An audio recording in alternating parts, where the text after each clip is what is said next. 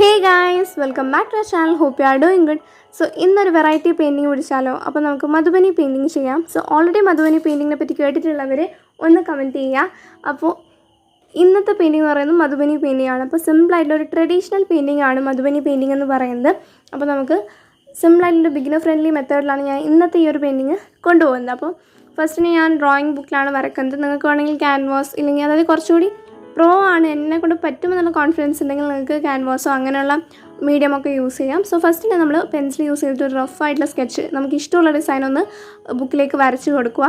എന്നിട്ട് പിന്നെ നമ്മൾ ബാക്ക്ഗ്രൗണ്ടാണ് കൊടുക്കാൻ വേണ്ടി പോകുന്നത്. ഫസ്റ്റിന് ബാക്ക്ഗ്രൗണ്ട് കൊടുത്ത് കഴിഞ്ഞിട്ട് ബാക്കിയൊക്കെ ഡീറ്റെയിൽസ് നമ്മൾ സാധാരണ മൈന്യൂട്ടായിട്ടുള്ള 0 ബ്രഷും അങ്ങനെയുള്ള ബ്രഷസൊക്കെ യൂസ് ചെയ്തിട്ടാണ് കൊടുക്കാറ്. അപ്പോൾ ഫസ്റ്റ് തന്നെ ഫ്ലാറ്റ് ബ്രഷ് യൂസ് ചെയ്തിട്ട് ഞാനൊരു യെല്ലോ കളറാണ് ബാക്ക്ഗ്രൗണ്ട് ആയിട്ട് കൊടുത്തിട്ടുള്ളത്.